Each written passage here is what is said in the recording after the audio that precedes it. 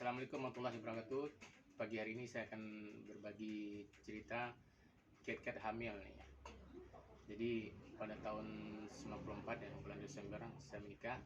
Itu untuk mendapatkan anak pertama itu sangat sulit sekali.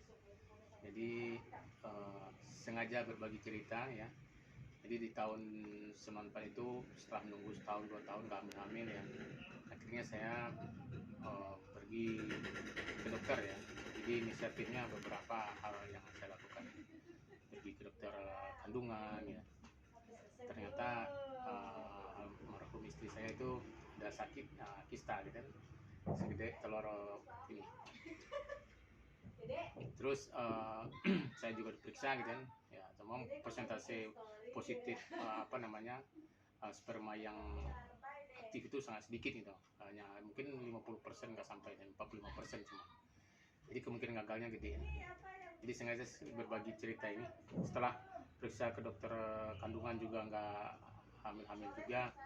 Akhirnya saya pergi ke ustadz juga ya. Jadi ada ustadz di Padalarang itu, dia bercerita obat untuk hamil itu ada beberapa kiat yang diberikan kepada saya. Di antaranya adalah berpuasa selama setiap mau berhubungan, berpuasa dulu gitu. Dan kedua, berhubungan itu dilakukan ya dalam seminggu cuma cukup 3 kali, jangan terlalu diporsir ini. Yang ketiga, kiatnya adalah minum air kelapa muda ya, yang apa namanya, di atasnya itu merah itu ya, kalau dipotong tuh ada merah atau apa. Jadi itu kiat-kiatnya. Nah, kelapa muda ini sengaja ditekankan di sini. Dia direbus airnya itu 5 biji dia direbus, diminum suami istri, diminum ketika berbuka. Nah, ini kiatnya ini. Jadi dikasih gula nggak? Oh enggak, harus dikasih garam ya. Wah, ini saya mikir dulu tuh ini bersifatnya magic ya. Tapi setelah saya pikir benar juga ya. Setelah kita berpuasa, hati kita jadi tenang gitu. Jadi nggak terburu-buru gitu. Itu diminum selama 3 bulan kalau nggak salah ya. Jadi beberapa kali saya beli itu, sampai nggak percaya juga tuh kelapa muda itu. Saya minum beberapa kali itu.